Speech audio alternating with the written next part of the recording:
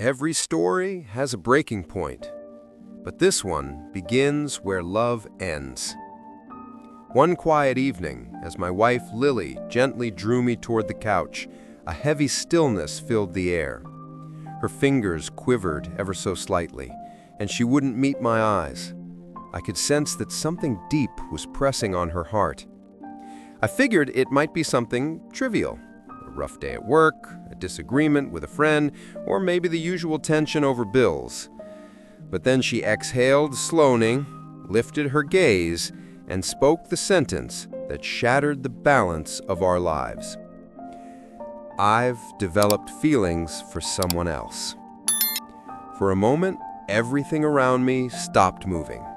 The air seemed to disappear, and the ticking clock sounded miles away.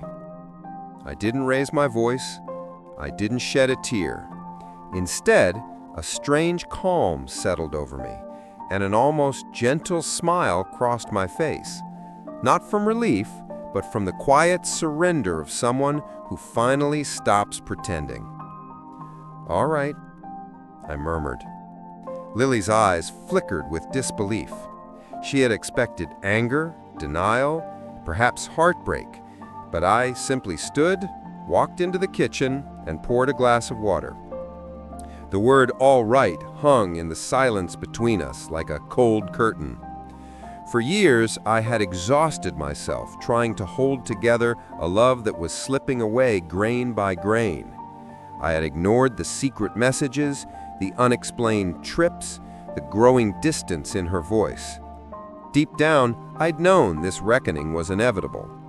Her confession didn't break me, it merely revealed the truth I had refused to face. And strangely, that truth felt like freedom.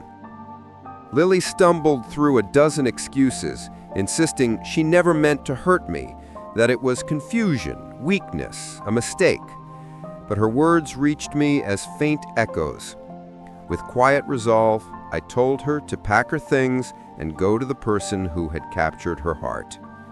That night, I neatly folded her clothes, placed them by the door, and went to bed without another sound. She left before dawn and never realized that walking away was the most merciful thing she could have done. The days that followed were filled with an unexpected calm.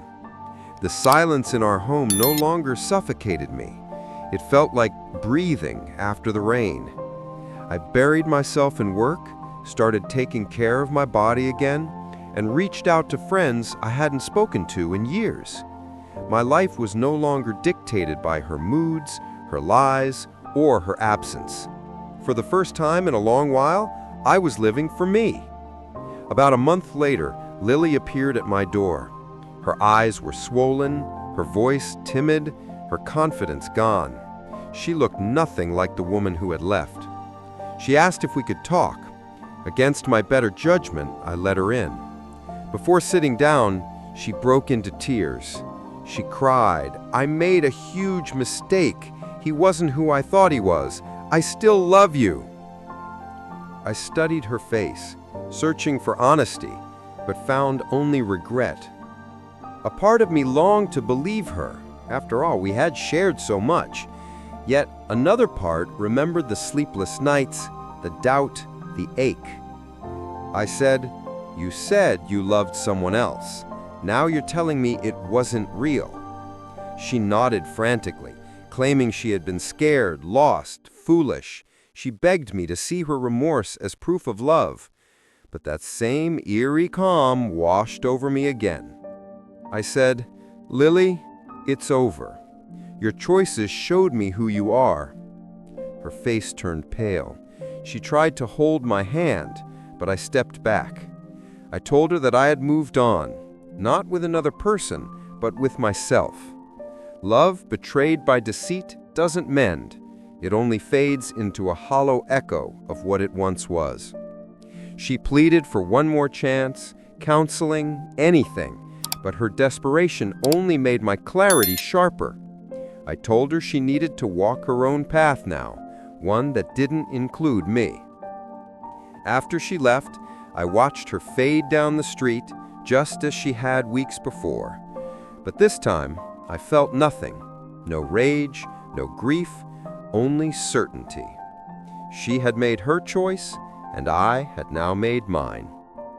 In the months that followed, I began to rebuild from within, not by chasing someone new, but by rediscovering the man I had forgotten.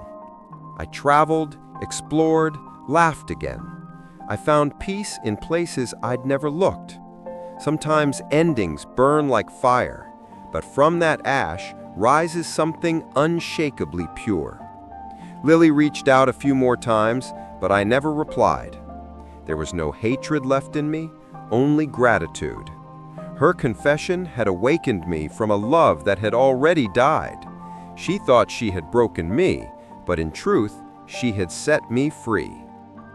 When people ask if I regret letting her go, I smile and say the same thing every time. Not for a moment. Because the night she said, "I've developed feelings for another person," and I answered, "All right," I didn't lose a wife, I reclaimed myself.